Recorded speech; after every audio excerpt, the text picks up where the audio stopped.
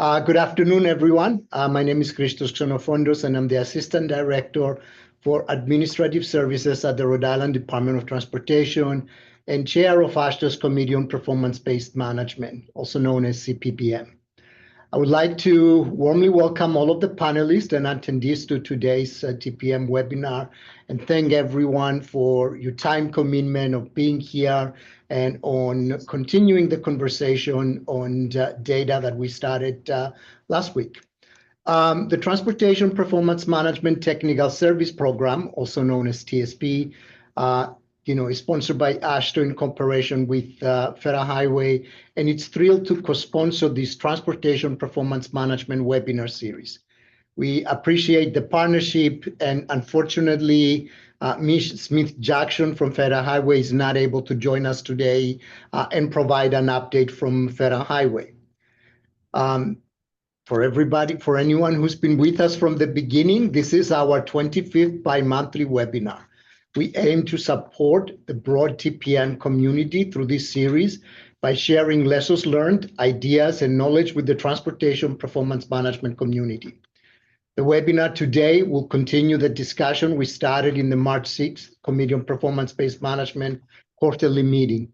We have an exciting lineup of panelists who will share their case studies, their successes and learnings from identifying data gaps and developing new data collection processes to inform decision-making. For more information on this webinar series, please visit tpm.portal-portal.com and navigate to events in the main menu and then select TPM webinar series. The AASHTO TPM portal will contain links to today's video and slide, as well as previous webinar archives. Next slide, please. So let's review the agenda for today's meeting. To start, I have a call to action to participate in an important NCHRP survey to provide input that will benefit the risk management and performance management communities.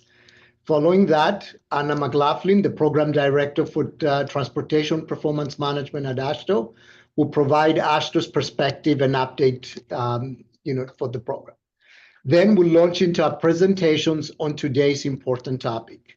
This session will demonstrate practical methods for assessing existing data frameworks, recognizing underexplored areas, and which could lead to better outcomes. We will explore innovative data collection techniques to fill these gaps and enrich decision-making processes. Our featured speakers include Liz Williams from Massachusetts DOT, who talked about planning for and evaluating destination accessibility, resources, and ideas. And I will encourage folks to also read on this in the recently released, quarterly newsletter. Following Liz would be Steve Catt from the Rhode Island DOT, who's going to talk about leveraging centralized citizen issue data to help drive decision-making, and something that we are, tremendously proud of. And then John Hong from the Contra Costa Transportation Authority will, follow up, and his presentation will be on enhancing data management and utilization for decision making.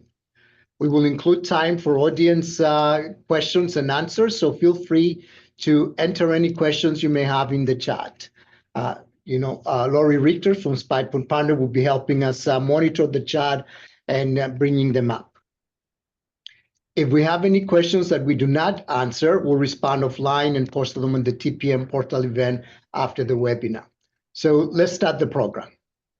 So as I mentioned earlier, we are, making an effort to, help some of the research projects, some of the NCHRP research projects that our Committee on Performance-Based Management is interested in, disseminate and collect survey information on the projects. This is tremendously important as it's through these surveys that, we identify, case studies and best practices. So the NCHRP in this particular case is partnering with Cambridge Systematics on NCHRP Project 2335, a guide for program level risk management performance metrics. So there is a questionnaire for DOTs, which will establish practices, gaps, and potential areas for improvement in the measurement and management of programs risk. Should only take about 15-minute survey, and we ask that, if you could please respond, and coordinating within your agency so there is only one response, per state DOT. For any questions or issues, please contact Joe Zisman at Cambridge Systematics, at that email address that we show here. Next slide, please. And next, we'll introduce Anna McLaughlin from AASHTO, and Anna is the Program Director for Transportation Program Management. She's the staff liaison for the Committee on Performance-Based Management, and she's responsible for managing the work with the Committee on Planning and the Committee on Data Management and Analytics. So a lot of times it's not only the natural cohabitation of our committees, but it's also the fact that, we all work through Anna together. In this position, Anna provides leadership on AASHTO's policy and technical activities related to transportation performance management, asset management, planning, and data management. So with that, we'll turn it over to Anna to provide the AASHTO updates and perspective on this topic of data and to inform decision-making. Anna? Thank you for the introduction, Christos. And thanks everyone for joining us today. I am very excited that I get to talk today about two of my favorite worlds of performance management and data. And all of us in the performance management community work hand in hand with data and rely on our data colleagues who live and breathe this daily. So I am excited to explore how data and performance management intersect in our discussions today. Performance-based management has become the cornerstone of transportation decision-making, with federal requirements, tighter budgets, and public expectations driving greater accountability. And the foundation of effective performance management is quality data. Without it, we can't measure progress, identify trends, or make informed investment decisions. So I'm just going to take a minute. I want to touch very quickly on the core data principles that were developed by AASHTO's Committee on Data Management and Analytics, which does work very closely with the Committee on Performance-Based Management. And I want to talk about how they relate to performance management. I am just going to put a link in the chat so folks can follow along if you're interested and use this for reference. I actually oftentimes come back to this, the graphic that is on our website. So first I want to talk valuable. Data is an asset with measurable value that directly enables performance management. It's available. It must be accessible to support timely performance reporting and analysis. It needs to be reliable. The quality of the data determines the credibility of performance measures. Authorized. Security is so important when we're talking about data to ensure the integrity of performance reporting. Clear. Common definitions ensure that there's consistent performance management across jurisdictions and even internally across program areas within organizations. Efficient. Data needs to be non-duplicative, and our data collection needs to maximize resources for performance improvements. And finally, accountable. So performance-based decisions require maximizing the benefits of available data. Again, I think this is a good resource to kind of have in your pocket as we're talking about data. We know that performance-based management requires these comprehensive, reliable data sets to set meaningful targets that align with our agency's strategic goals, to monitor progress against established benchmarks and targets, to allocate resources based on demonstrated need and expected outcomes, to communicate our results transparently, and last but not least, to meet our federal reporting requirements. I'm sure you're all familiar with those. The presentations today, we're going to hear from Massachusetts, Rhode Island, and Contra Costa County to demonstrate practical approaches to enhancing data quality for performance management. Before we get started with those presentations, I just want to take a minute to talk about and flag some upcoming meeting dates that we have for AASHTO, just so folks are aware of them. Our AASHTO spring meeting is coming up May 12th through 15th in Hartford, Connecticut. That meeting, we will be focusing a lot on reauthorization, which I know is a big topic right now as we're talking about our new Reauthorization Act coming up. We also have the National Conference on Transportation Asset Management Conference, which will be in Chicago this August from the 25th to the 28th. Registration should be opening soon for that. And then just a plug, I want everyone to please mark your calendars and save the date. The Committee on Performance-Based Management will have our annual business meeting along with the Peer Exchange in person this year in Baltimore, Maryland, September 23rd through the 25th. We still don't have our contract finalized. We're working on the final steps. Our meetings planners hate it when we let these dates go out before our contracts are finalized, but I do want folks to be able to plan for this and mark your calendars. So hope to see you in Baltimore this September. Again, I just want to thank everyone for being here today, and I look forward to the presentations and the following discussions. Back to you, Christos. Thank you so much, Anna. And like you said, I hope that everyone is really able to join us, in Baltimore this year, where we, will have a great meeting and continue a lot of the conversations that we are starting, through this webinar. So first up today is Liz Williams. Liz is the Director of Equity and Climate Policy in the Office of Transportation Planning at the Massachusetts DOT. She has over 15 years experience as a social scientist and policy coordinator. Before coming to Mass DOT in 2018, she held positions with the Massachusetts Bay Transportation Authority, MBTA, the University of Massachusetts Donahue Institute, the Dukakis Center for Urban and Regional Policy, and the American Institutes for Research.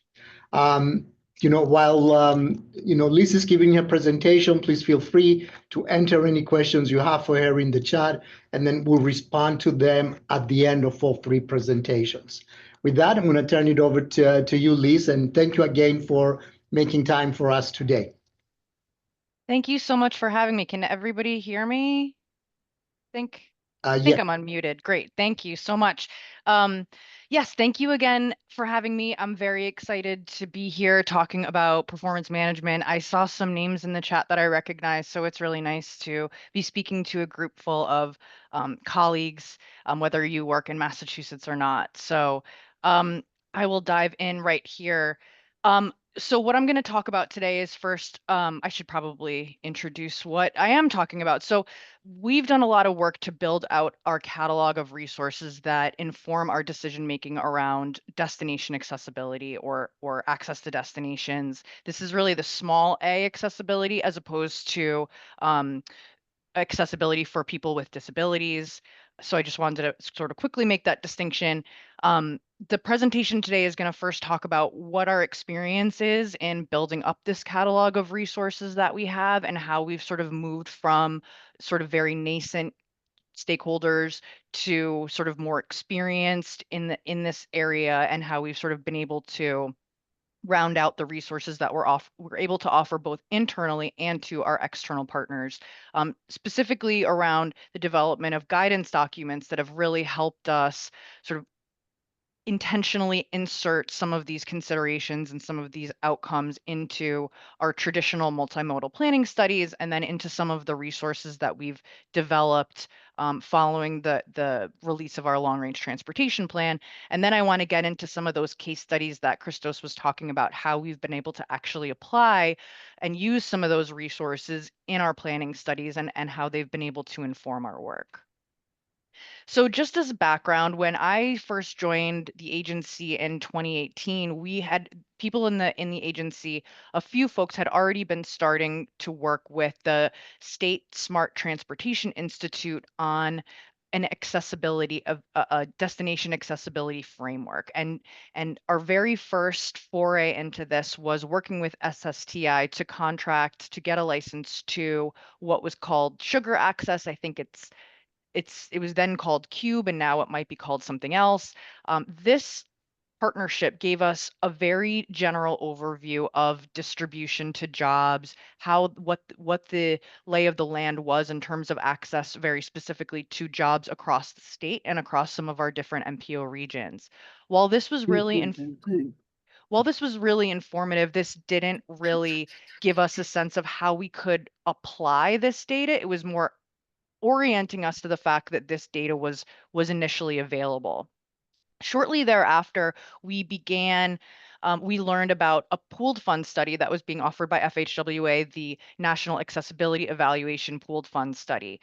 That pooled fund study provides us with block and block group level geospatial data on access to jobs all across the state and also broken out by our MPO regions.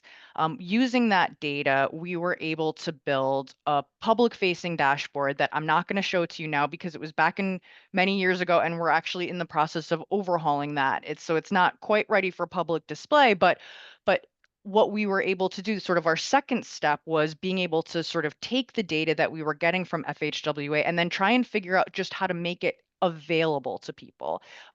Again, we were not at yet the point of really integrating this into our studies, but we were just learning about what was available, the formats that it was available to us in, and just kind of getting a sense of what this told us about distribution across the state. As we became sort of more familiar with the data, and we learned about how it could be impactful for various purposes, we decided to try and sort of develop the data ourselves and we learned about software platforms that were really interactive, and allowed us to identify parameters by which we wanted to get a sense of how access was distributed. So we purchased a license. You may have heard of a software platform called Conveil. We purchased a license to Conveil in 2020. Again, at that time, we knew this data was important, but we didn't have a great plan for how to integrate it. Around 2020, we started to use it. The most of the ways that we used it was really for ad hoc analysis to get a sense of how access to healthcare was distributed, and it basically get a sense of where did we need to maintain bus lines that that provided access for healthcare workers to get to their jobs. And so that was part of how we sort of determined essential services during the pandemic a few years ago. But what I really want to talk about was when we started to upgrade our efforts, because all of the work that we did sort of prior to 2020 was really to get us interested and get us acclimated and aware of sort of what was out there.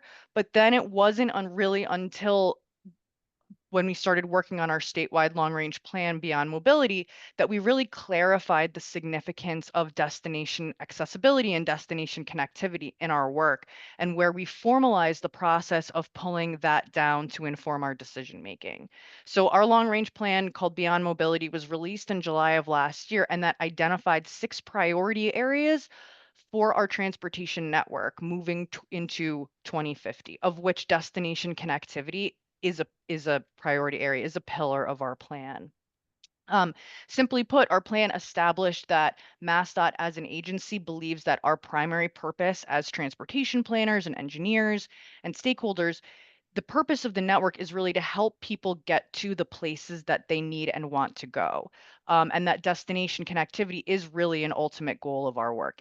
We needed this kind of legitimacy. We needed this kind of codification of that value in order to really enhance and stimulate our commitment to building out those data resources and building out those prioritization frameworks. So as I said, the development of the long range plan really compelled us to figure out how to truly and substantively integrate destination connectivity into our work and how to reorient sort of our perspectives around this. We really kind of jumped on this through participation in a couple of peer exchanges with other state DOTs and MPOs that are frankly very advanced users of not just Conveil, but destination accessibility metrics. I want to give a special shout out to Caltrans and MnDOT, who have really led the way, and were very inspirational to us as we developed some of the tools that we needed to, particularly MnDOT. So who gave us who basically, you know, reminded us that it's not really enough to provide platforms to our staff and provide platforms to the public, but we really need to help people use it because, as I said, up until now, this was mostly informational. It wasn't necessarily some data or resources that we knew how to target and apply into our work. And so in 2023, we developed a consultant team to develop user guides and technical memos that helped our staff and our consultants really orient themselves to this destination accessibility perspective and learn how to use the software. So we developed both a PowerPoint that provides an overview of Conveil, including where to use it in projects such as existing conditions or alternatives analysis, and how to best leverage the tool by using it alongside others like travel demand models or the Jane tool from Remix.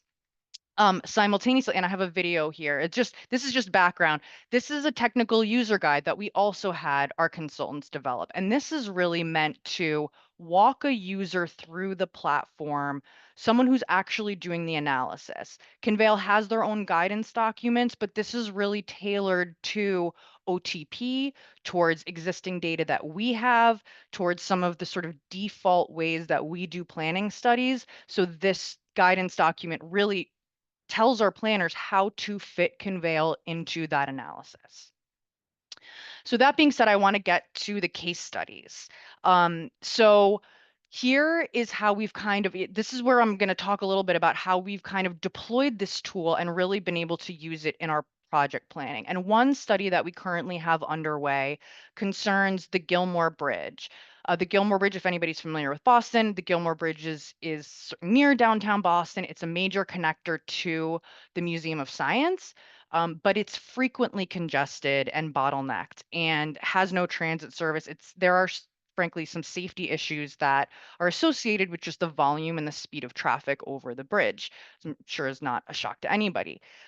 The alternatives development phase offered two scenarios, two scenarios for enhancing service along the bridge. One was a simple sort of dedicated bus lane that would be sort of just on the Gilmore Bridge itself, or establishing an entire bus route as bus rapid transit. So what our analysis did was really compared the baseline conditions of what's happening on the bridge to these various alternatives. And what the Conveil tool shows you, this map shows you, is where access to jobs, and I'll say right now, we have this analysis is about access to jobs, but it doesn't have to be about jobs. Conveil can use other kinds of destinations as well, supermarkets, hospitals. It's really whatever you want to put in there. So this first map compares baseline conditions to I'm sorry, I'm not sure if I said this. So there were two alternatives that were developed: a simpler dedicated bus lane on just the bridge, or an entire BRT route along the corridor. So this first map compares those baseline conditions just to the alternative of the bus lane on the bridge. So you'll see where we've got blue is where you've got a gain of jobs, and what's in red is in a loss of jobs.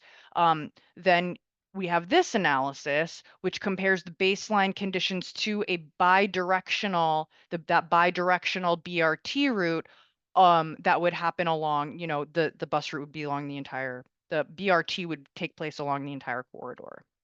Now these maps, again, show the analysis just for westbound only conditions for both the baseline and the dedicated bus lane on the bridge.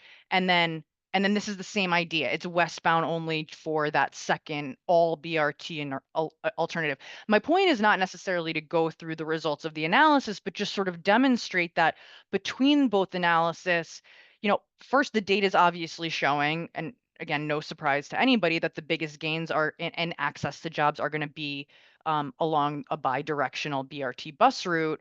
Along the entire route, I mean, there are still some gains in the other alternatives, but the point is that this information can directly inform our recommendations. And this is the kind of information that tells us about which alternatives really enhance our approach to that goal of increasing access to jobs, increasing access to critical destinations. And so these tools, there may be there's work that we need to do with them and inside of them, but they can be really impactful in telling us, what is the impact and what's the return on investment of any of the kind of enhancements that we're going to consider as part of a traditional multimodal corridor planning study.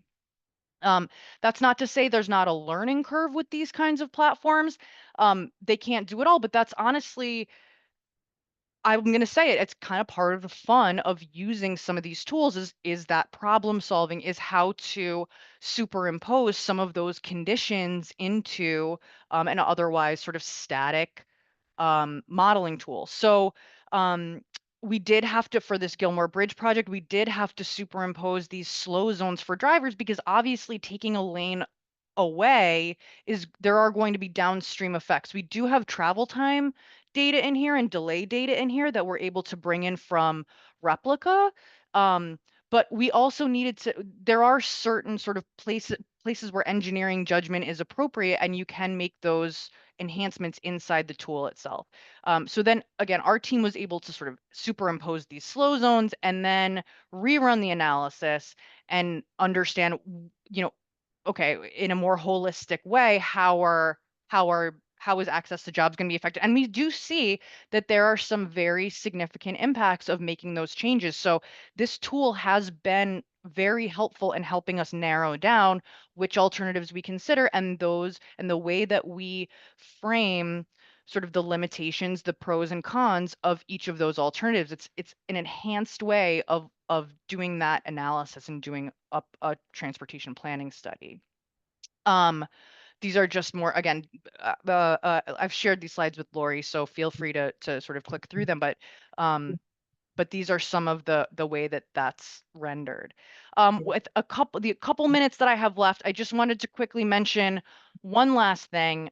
Beyond our multimodal planning studies, our office is also responsible for the development of resources and tools that help us make decisions in investment and infrastructure priorities. So one place that we've used some of this destination accessibility data is in our transportation atlas, which layers socioeconomic information and demographic information about communities on top of information about land use. So one of those land use elements is destination accessibility. That's where it's hard to see, but we've developed, again, like I said, an index score that evaluates access to destinations at the block group level. The access score itself reflects access to jobs and other critical destinations like supermarkets, medical centers, schools, and public housing. So we did use Conveil to identify block group level statistics about access to those places. This dashboard, um, allows us to understand the intersection of people and land use and get a really good sense of things like, what is access to destinations like in communities that have high shares of zero vehicle households, or high shares of households that have a member with a disability. And this kind of information through this dashboard and through connecting this dashboard to some of the other tools that we have really allows a lot of our engineers and our planners to understand where to target resources and how to work with communities that would most benefit from these enhancements. And also lets us know that when we have a study area that touches on a particular community, here's the situation that you're going to be facing that a traditional travel demand model isn't going to tell you. It lets us know that we really need to pay extra attention to these things. Um, so that is the end of my presentation. I'd like to, thank Lori and everybody on the committee for having me. I'm happy to take questions at the end. Thank you very much. Liz, thank you so much for the presentation and for going through with us on access to destinations and the work that you have been doing. So next up is Steve Catt from Rhode Island DOT. Steve is a data analyst with the Rhode Island Department of Transportation, and he has been leading our asset information systems unit out of the Division of Planning for some time now. He started work at Rhode in 1992, and during this time, Steve has led the implementation and support of many GIS and IT systems related to enterprise geographic information systems, intelligent transportation systems, safety management, planning, maintenance, and operations. Just a personal note for Steve. Steve has always been one of my go-to people in our agency for decades now, since we've both been here for decades. And partly it's because, he finds ways to get things done for us. And we're really, very proud to have him. So, Steve? Well, thank you very much, Chris Joseph. Appreciate that. And thank you, Lori and others for having me here today to kind of share some of the work that we're doing here at Rhode. And we'll kind of dive right in. So one of the things I'm going to be talking about is how Rhode over the last several years has been building kind of a robust data set of basically citizen issues and complaints. We started this process over the last several years, and as the data set has built up, we've starting to use it throughout the operations and project development process.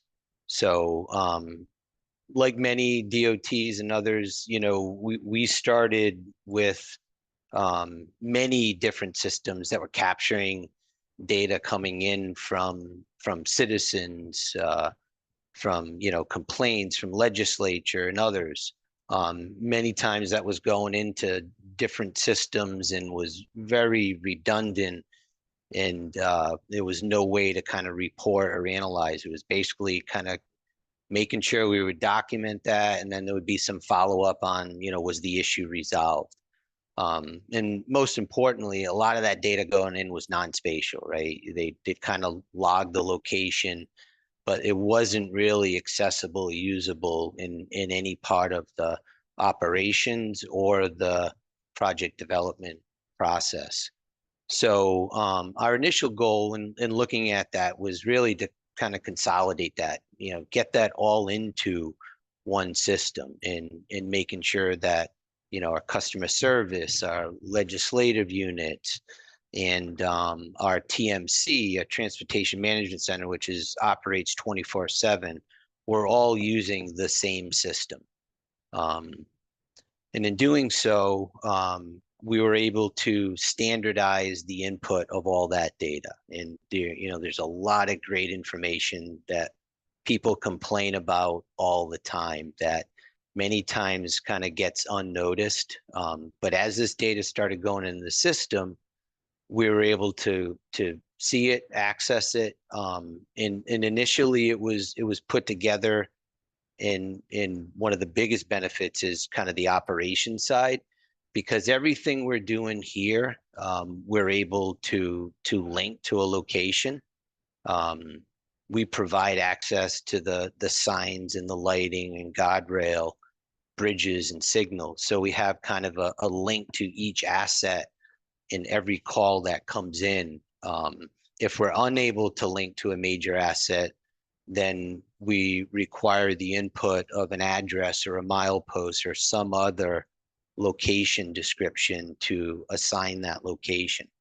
And so through that standardization process, we've developed a very location-based data set that we can start to work with. So over the last several years, I think we started this about 8 or 9 years ago, and it really started off slow.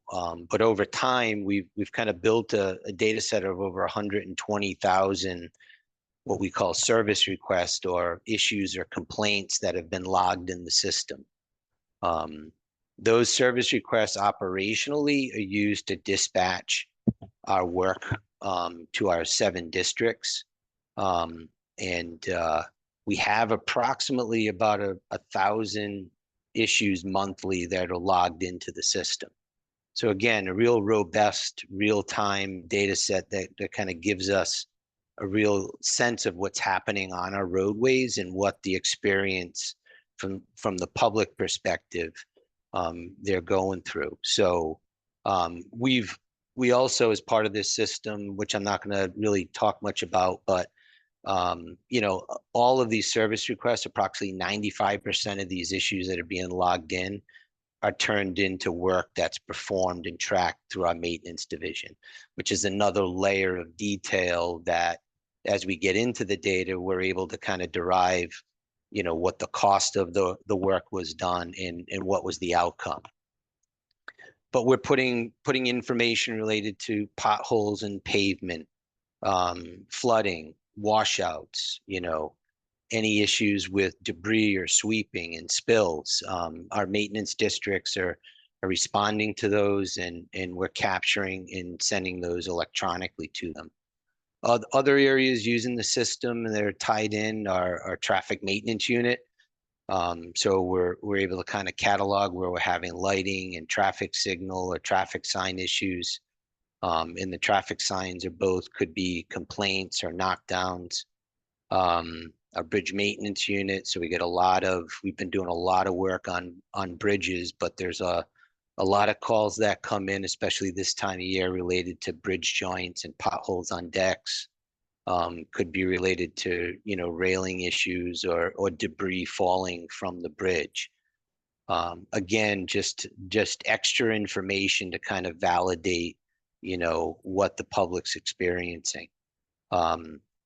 Our roadside unit, a bunch of other groups. We have our safety maintenance contracts. So any guardrail, fence, or attenuator hit is electronically entered into the system. So we're able to kind of capture where all of the incidents related to our guardrails are occurring. That we actually have tied in with our third-party maintenance contracts, because Rhode does not maintain those. So we actually have them using the system as well. So there's kind of a tie-in between the issues being logged and the work being done. And then we've brought on other units like project management to start capturing issues related to active projects. And one of our biggest ones are drainage maintenance folks who've been using the system since day one, capturing all the flooding and repair work being done. So as we started to build that out, again, this data set has grown and become a very significant source of good information that we can use both operationally and for project development. But one of the key things is, while it's geospatial, we need to be able to extract that data, right, and make it more accessible and usable within our enterprise GIS environment. So we have ETL that's running. We have this running on probably every 5 or 10 minutes. So on the operations side, we're always bringing in the latest information. But more importantly, it becomes a data set that's growing. So we're constantly adding the new issues, and we can trust it to be up to date and accurate. So on the operations side, we plugged this data into, basically during major events where the work needs to be done, right? Even though Rhode Island is a small state, we have kind of our areas during major events, especially flooding and wind issues that are coming in. And it's a good way to very quickly identify, again, what's happening on our roadways. So being able to see where the flooding is occurring and direct resources there, identify where traffic signal issues are occurring, whether there's power outages or traffic signals on flash. That's information from the public that's feeding in real time to kind of help us direct our resources. So these dashboards we've made available to our internal staff management, so they're able to stay on top of any event. The other area that we begin to explore and utilize is in the development of our projects. So like most DOTs and all DOTs, right, we're driven by performance. So we need to understand the condition of our roads, the condition of our bridges, and those tend to be the assets that we drive our projects from. But as we're starting to look at those locations and build out the scope of the project, this information that we're able to pull in starts to identify other areas of concern. So beyond the asset condition, where are we having problems with flooding? Where are we getting complaints related to potholes or damage to vehicles? And this is a data set that kind of helps validate, what we're experiencing through the asset condition, but it also starts to identify additional scope. So to kind of be efficient, making sure that we're adding these additional assets and different components of the projects within the scope up front. So again, it helps to validate that, and the key to being able to do this is obviously ensuring that front-end standardization and the geospatial component of every issue being logged in the system. So where are we going next? One of the things that now that we have this data and we're starting to utilize it, we're building out our project development process, and we're beginning to build automation into the scoping and development process. So we'll be adding this into the geoprocessing engine to start to capture some of the statistics on projects and analyzation to kind of automate that process and make it part of our overall project priority in scoring. It allows us to be able to rerun these as we change project ZODs. So now it's a more interactive and visual inspection. We're going to be automating that through the implementation of this system. And then the other part to this is be able to start looking back to say, did we achieve our goals with this project? Again, beyond bringing the pavement condition up or the bridge score up, did we address some of these other issues? So tracking those over time and to be able to look back after a year or two and say, hey, did we solve the problems that we had for flooding or the traffic signal issues or any of the pedestrian complaints that we were having? So it'll be a good indication over time to see if the project met its goals.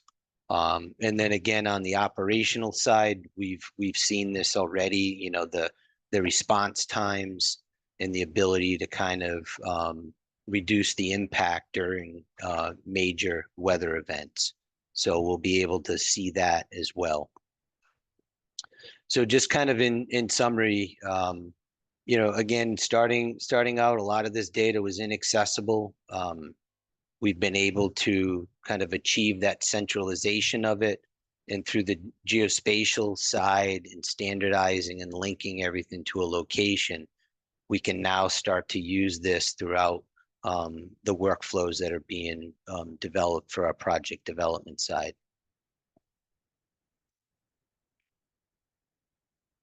So again, I want to thank Laurie and Christos and others for allowing us to share this with you today. If there's any questions after the last presenter, happy to answer them. Thank you. Steve, thank you so much, for the presentation and for sharing the work that you have been doing for us with everyone here. Please continue to be adding questions in the chat, for both Steve and Liz, as we, segue into John Huang from Contract Coastal Transportation Authority. John is the Director of Planning for the Contract Coastal Transportation Authority, and he has over 30 years of experience working with state, regional, local agencies in the private sector. He has led the development, administration, management, and implementation of various transportation projects and programs that involve policymaking, funding, planning, design, construction data, asset management, and addressing transportation infrastructure, traffic congestion, multimodal mobility, and connectivity. As John is giving his presentations, again, please continue to be adding questions for all three of our panelists. And with this, I'm going to turn it over to John. Thank you, Christos. Good afternoon, or actually I'm on the West Coast now, so I'm still on the good morning side. So good morning, everyone. John Huang, I'm the Director of Planning for the Contra Costa Transportation Authority. And thank you for inviting me and giving me the opportunity today to speak on what I'm really passionate about is just data in general. This presentation will focus on two things, the data management side of things and the decision making. And actually, I'm missing a word in there, is informed decision making. So who is Contra Costa Transportation Authority? So we go by CCTA. We're the sales tax authority for the county. We collect half-cents sales tax on all the sales that occurs in the county, and we collect about 100. I'll round it off, $100 million, $100 million a year, and our sales tax actually ends in 2034, and we're essentially responsible for all transportation within the county as far as providing funding to the counties, the different modes and infrastructure, and then giving money back to the local cities. Again, these as you know, transportation, these are a lot of the programs and the projects that we invest in. A lot of the money goes directly to the operators or back to the cities, as I mentioned. And CCTA manage a lot of programs as far as regional programs, and also we do construct freeway programs also. So where's Contra Costa located? We're located in the 9 Bay Area County, San Francisco Bay Area County, and our county is roughly about 1.1 million folks, and we cover a lot of road miles, and also we have transit agency, including the Bay Area Rapid Transit part here in the Bay Area. Right, so I'm going to focus on really what our initiative is and what the core effort that we do here with this portal that we have here. So visualization is very important in data, and a lot of the data resides in databases and so forth. So we want to visualize what the data is and provide insight. Providing insights on, okay, we can analyze the data, do data analytics, and understand what the data is, and also tell a story. It could be any story that you want. It could be a story of what's happening at this intersection or what's happening on this roadway. And then a lot of people ask me, well, what is this portal for? What is our target audience? I get asked that all the time, and it's really for everybody and anybody. That's what my canned answer is, because this could be for the Joe public, Jane public, that's just interested in what's going on with their commute. Could be for city staff, could be for CCTA staff, my colleagues here, and it also be for our board members and elected officials. And then the whole purpose is to improve efficiency and reducing costs when presenting this information. As you all know, if you all work in the data field, there's a lot of information that we've accumulated through projects and programs that we manage or oversee. We've accumulated a lot of data, and a lot of this data may sit in an Excel spreadsheet in somebody's server, somebody's laptop. So we want to pull that out, connect that, and then kind of locate those data together and make the data actionable. I think that's one of the key terms that I've used, that I've learned through this whole process. It's like doing something with the data instead of just having data sitting there. Again, when we talk about multiple types of data, if you think about a piece of cloth, we want to weave all the data together, and then that's essentially the foundation of what our data-driven solution is. This is a simplified depiction of how data turns to action. So again, I'm not a data scientist. I do have data scientists working for me, so they provide a lot of technical background. But essentially, the data ingestion is just connecting all these data sources together. And then we manage the data, that's the very important. And then the dashboard, the outcome or the portal is what is the end product that the user can see. So when we started this project, again, we kind of like a multi-year plan to roll out the project, starting incrementally, and following the plan and taking small steps. I'm not going to go through all these phases, but through each phases, we've done a proof of concept, done some analytics to focus on what type of data we want to tap into and so forth. So right now we're right at the phase 3 part, which is the fun part, I think, not only creating a data repository, but playing with the artificial intelligence part of it, which is kind of really fun side. So this is our data portal, and we have a barcode there. And if you have a cell phone with you, you can certainly pull that up. And then our portal is actually desktop and mobile based too, so you can actually see all this information from your mobile device. And then the actual URL is data.ccta.net. Okay, I'm not going to go through and navigate through the website. You all can do that on your own, but I want to kind of highlight some of the information, some of the data and how we collect the data. So I think the higher level, the bottom line is we're a transportation agency. We want to focus on events. Ultimately, safety is a big part of everything we do here. Safety for not only drivers, vehicles, but also pedestrians and bicyclists. So there's some of the data, some example we collect is speed, volume, traffic congestion. These are all information that you all are very familiar with. Some of the sources we include enrich, PEMS. I don't know if you know what PEMS is. PEMS is the performance management system data source from Caltrans. They're the Caltrans here at the DOT here in California.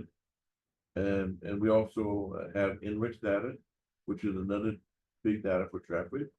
And also we subscribe to Streetlight, which helps provide some of the data for our arterial and roadway network, non-freeway network.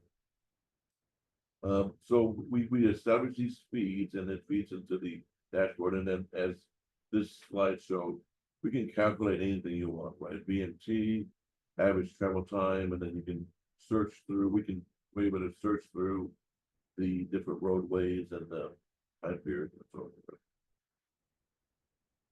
forth. I kind of mentioned the data source already. This is, in addition to what I mentioned earlier, there's also BART data, ridership data that's important. We pull in transit, and this is published by BART itself. So we're able to pull that information in, and also other transit data, which I'll go into a little bit later. So again, this is all the repository from the data side that we utilize, and we're able to leverage a lot of the free stuff out there. We have a local 511.org, which is a traffic website. We were able to tap into that and pull in even video feeds from the freeways. Again, these are some examples of the information that can be pulled up from the portal. Again, we use a variety of data, and there's a lot of work in the background that kind of make this happen. You see down the bottom there are some. We're able to pull up transit, almost near real-time transit riders, where they'll tell you when the next when the bus will be arriving at the next bus stop. Okay, so now I mentioned we're venturing out into artificial intelligence. This is a very, very powerful tool, and we use it in two different ways.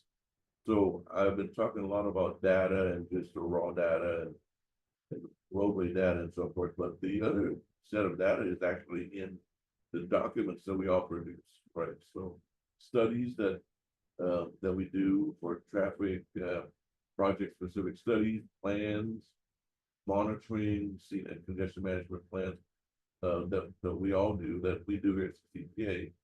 They all have valuable information, and of course, a lot of these projects are one-time, one location specific projects, but they are useful. So what we do here, we're starting to do is pulling up that knowledge base uh, by searching those documents. So we put all these documents in the cloud. And by the way, if I haven't mentioned, so everything is in the cloud base, and we use the Amazon Web Services, AWS, to store all of our documents. So for the document search, it's almost like going to ChatGPT and asking a question, and the documents, and then the search engine will search all the documents that we have in the repository, and crank out an answer, and it'll reference where the source, what source that answer came from. At the by the same token, we can do the same thing with the data, with on the data side, which is the right side there. Again, just to kind of wrap things up, this portal, we want to make it centralized. We'll make it a dashboard and a resource for anybody to use. We want to look at traffic in diverse different ways. I think performance metrics. We can monitor performance month over month. We're updating this information on a monthly basis, and also use this information to identify what projects should we go after when the grant opportunity comes up, so we can overlay incident data, near misses data for intersections and speed data and so forth. So it can be a very powerful tool for all the cities. It's not just for CTA, because all this data is at the local level also. Utilization kind of speaks for itself. Again, this is some of the different ways that the data can be used. And then again, the whole purpose of this, our endeavor here, is to answer a question. And I use this a lot when a board member asks me, well, what's going on with this in this section? It might take me, a long time to actually generate an answer. Just have to go back and do some research, maybe do some modeling, maybe have the team here do some analysis. What we want to do is to change that from like a 30-minute to an hour to days analysis to a 30-second answer. So that's really one of the key features with having all this data accessible.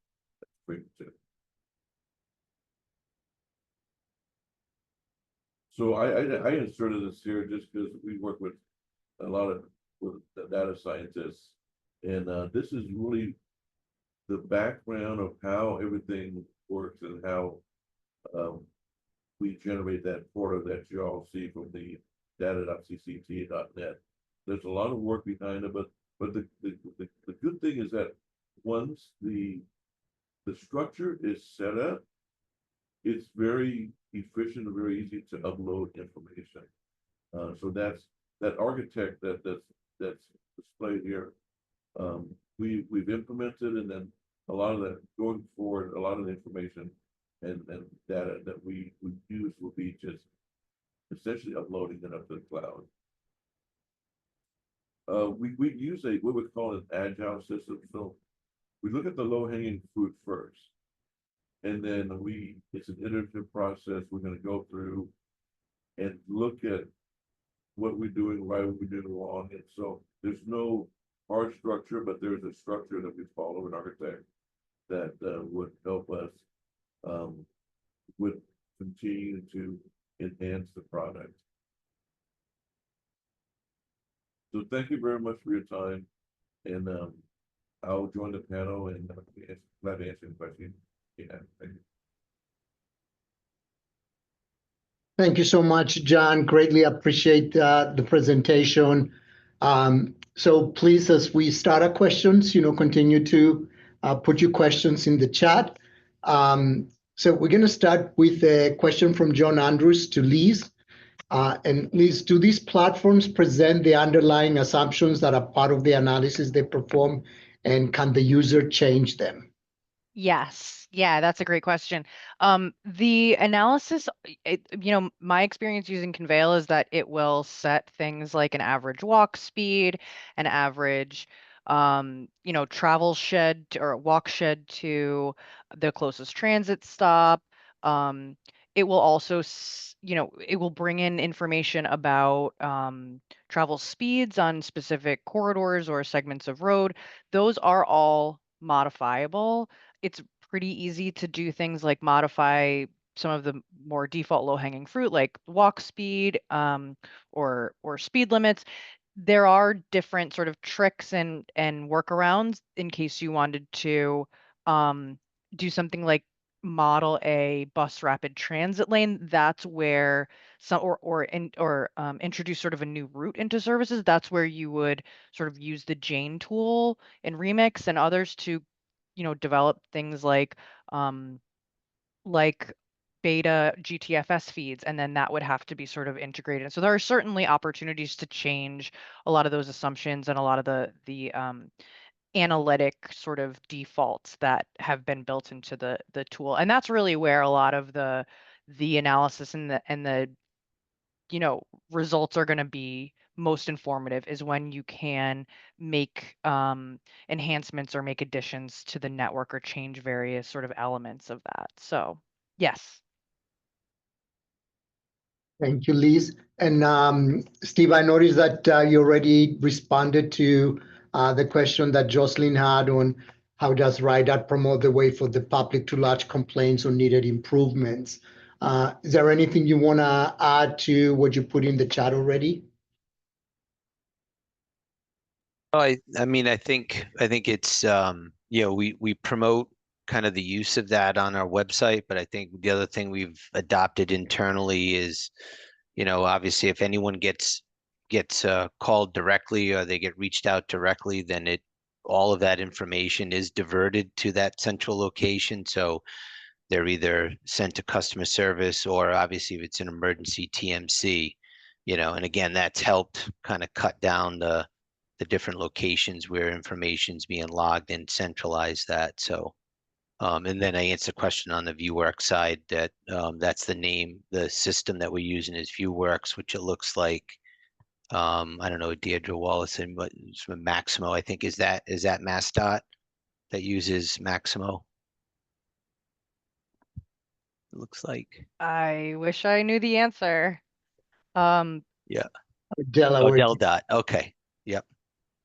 So great. Thanks. So thank you. John, how do you ensure data quality and reliability, and how much is enough to ensure perfect isn't the enemy of progress? The data reliability is really in the source. Of course, we have different sources that we take from, and there's a check and balance too. So of course we're gonna review the information, the data that comes in, and make sure that it's viable, make sure that it's accurate. And then the second part of the question, Christos, I didn't quite get. Can you repeat that? And the second part actually, and this question will go to everyone, is there is a plethora of data, right? And Steve and I have been talking about digital twins, and every time I bring the topic up, they're talking to me about, oh my God, you're gonna have terabytes of data, and just on the word terabyte, I run scared to go hide. So how much data is enough? I mean, when is enough enough? Let me characterize the data. Not all data is good data, right? If you want, you have to make sure that the data is good data. So you can collect as much data as you want, but if you don't use it, you don't analyze it, it's useless. It's going to take up storage space. So that's what my experience is, and I've done asset management as much as business, even I agree with you guys.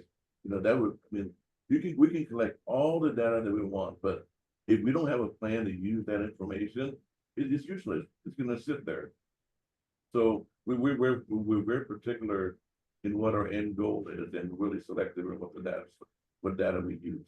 So all the data we collect, we're going to use it. Yeah, I agree. I mean, I definitely think that data quality is an issue, and just because you have access to something is, I'm thinking of one specific data source about business locations that's notoriously very dirty, but it's out there and it's prolific, and it's included as a default package in some of the most frequently used GIS systems. But if you take a close look at it, you might not want to use it.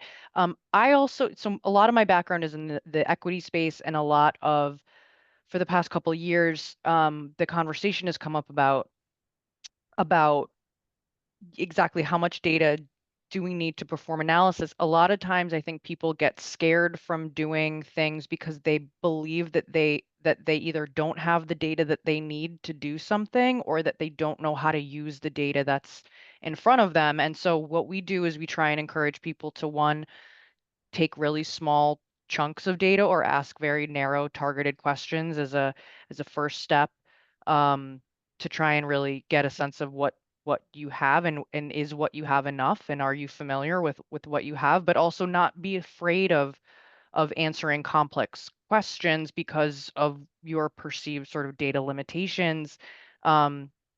It's, everybody has access to census data, so sort of, I don't think, I think it would be hard pressed to really have a lot of sympathy for a state or an agency that said that they didn't have data about anything, because there is data out there, and a lot of it is publicly available. And it's really just a matter of figuring out how to use it and apply it sort of effectively. Steve? Instead of a response, I was wondering, can I ask John a question? And it's related, just John, looking at your kind of the diagram at the end, you mentioned kind of the AI models, and we were actually just having that conversation internally with our team, because we're migrating our enterprise GIS stack to AWS as we speak. We just started the kind of the project and in the migration, and one of the things is, how do you within that environment kind of plug and leverage the AI? Are you using the AI tools from AWS, or you have other models that you've tapped into for that? What I understand, it's an AI tool. I forgot what the name it is, Okay. but it's an AI tool that we apply through the AWS. Okay. And to allow us to search all the different documents for the data. We can talk about, I can, Yeah. if I can find it, I can put it in the chat.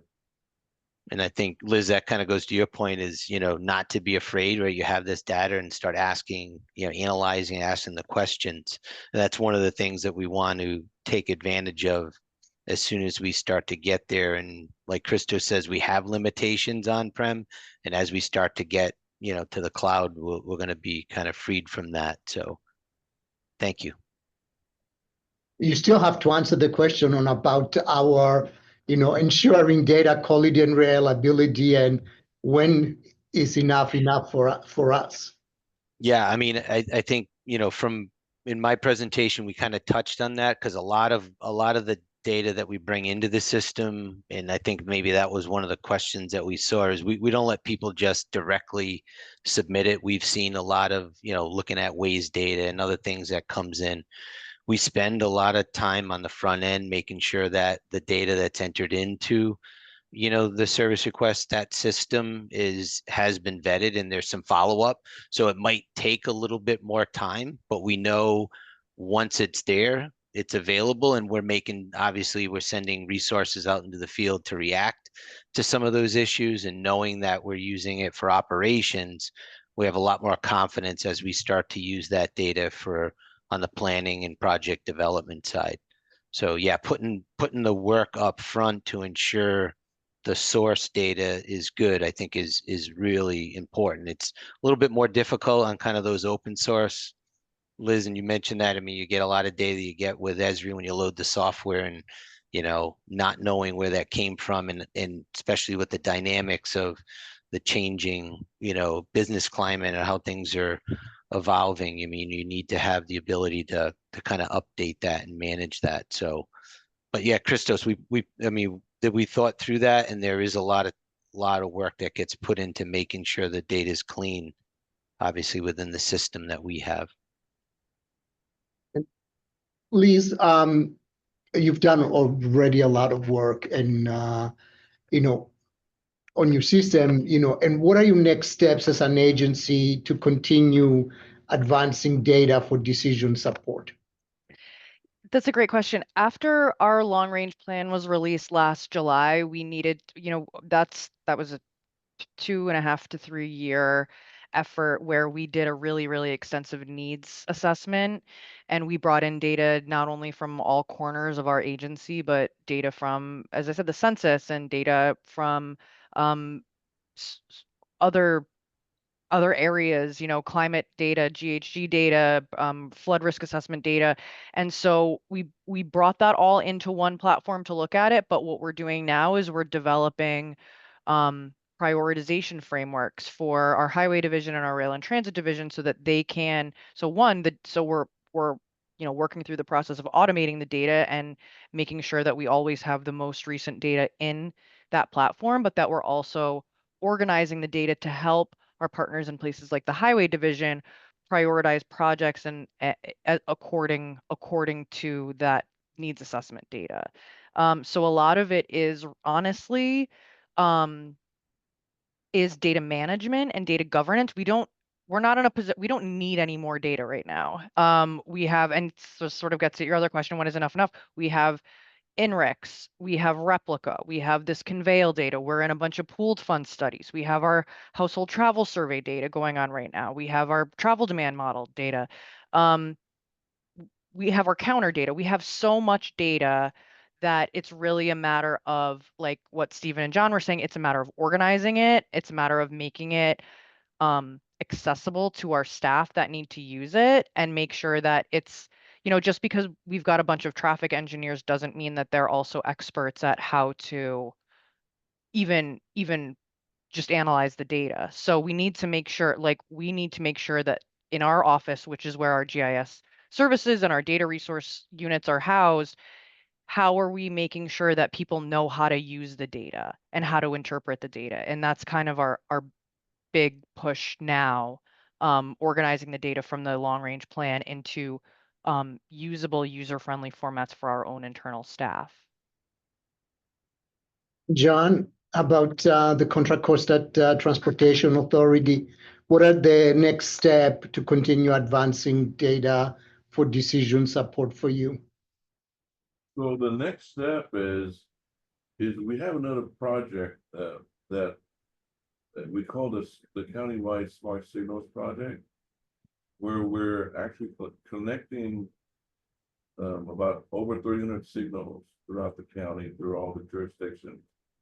And once those signals are connected, we'll be collecting data from those signals. So that's like another aspect of the direction CCTA is going.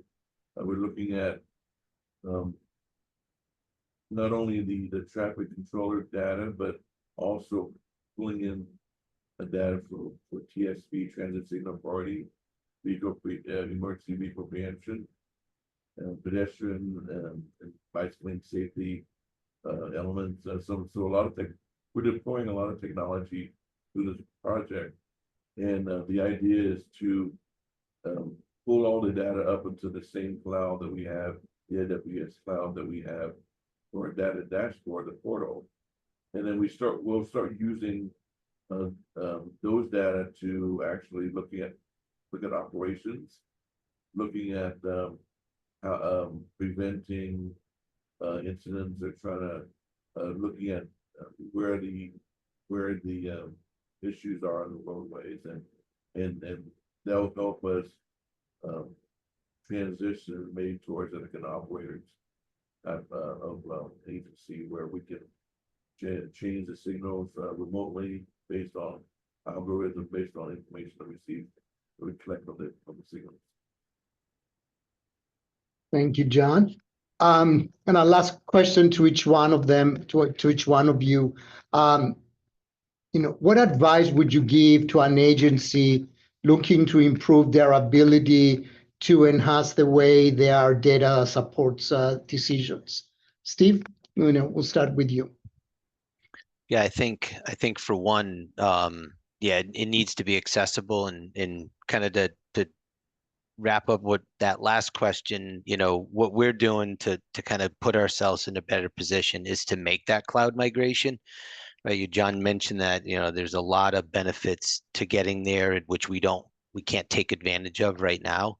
So, for us getting to the cloud, we also have the ATMS project, which is kicking off, which is going to integrate a lot of the real-time data. And we're one of the last, I think, states in the country to kind of implement an ATMS. So that's a real exciting project. But I think, one of the biggest things for us, Christos, over the last few years, and it's taken some time, but is just the coordination with all these initiatives that are ongoing and making sure that we're kind of working together, and we're taking advantage of the limited resources that we have to basically fill those gaps that we as a department have, in making sure that we're not wasting any time or effort on certain initiatives, because the data is there, the technology is there now, and these critical projects that we're pulling together will make that data more accessible, and we'll be able to get it into the hands of more people here at Rhode. Thank you. John? I think you need a champion. I see two champions here, Liz and Stephen. You need a champion in your agency to really push this initiative forward. And of course, it starts from the top. The vision is there, and then but a lot of this data stuff, we all work with data for many years now, and it's probably like the one of those nice to have things, right? But then when you realize that how powerful it can be, and how useful in the decision-making process, that's where, people start realizing the importance. So I think the champion having the vision, you can think about things, but if you can't make it happen, then it's really just a dream. But I think, of course, if there's no resources there, you have to kind of start small and just get a good, find somebody, a good consultant-wise data scientist that can help you kind of map this out. Thank you, John. And Liz? Yeah, I mean, I don't have too much to add. I think what John said, I mean, part of what I try to talk about too is establishing sort of the legitimacy for doing the analysis. It's really important to have people that are going to, people at the manager level, but people also at the leadership level that are going to be supportive of these efforts and these initiatives. We really, it's hard for people are so busy. It's hard for people to do things if it's not sort of if they're not almost directed to create space for them. So that's why we've had to really leverage that and go out of our way to develop the guidance documents and really help people understand sort of not just why they're being asked to do something, but then how to fit it into their day-to-day, which is just people already have enough to fill up their day. So when we ask them to add this new kind of thing to it, they're like, wait, what? Like, what am I supposed to do? And how am I supposed to do that? So again, we just try and make it as recognizing that people are going to do things, and the more sort of thorough, I guess, and robust, for lack of a better word, of doing things is directly related to how easy it is we make their life in order to do that. So, and if we give them the tools to do it, we don't want to sort of just throw people in the deep end without a life jacket, but rather really guide them and make sure that they get it so that they can also then be ambassadors of this kind of perspective. Thank you, Liz, and thank you, Steve and John.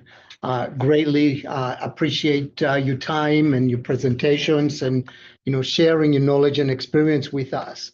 That will conclude our webinar for today, and I want to thank again to AASHTO Federal Highway for their sponsorship and all of our speakers today.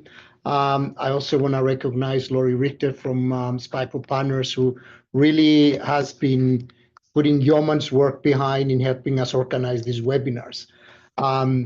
Big thank you for our audience for your active participation and input and the conversation taking place. The materials, as we said earlier, from today's webinar will be posted on the TPM portal at tpm-portal.com, where you also can find proceedings from previous webinars and also future as they happen. Our next webinar is going to be on May 21st, and will feature case studies in telling a story. Very important right now to use performance management and data in order to be able to tell our story, and on how to leverage collaboration and communication in performance management. Please join us for the rest of our TPM webinar offerings throughout 2025. You'll see them on the slide that Lori has pulled up for us. And help us continue support this webinar series and other capacity building activities by signing up for the AASHTO Transportation Services Program for Transportation Performance Management. So if you're not a member of the TPM TSP, we'll appreciate if you state would consider it to become a member. We hope to see you at the AASHTO Spring Meeting in Connecticut and the 15th National Conference on Transportation Asset Management in Chicago in the summer. And please do not forget, of course, about our annual meeting in Baltimore towards the end of September. We appreciate you joining us today, and we hope to see you next time. Have a great rest of your day.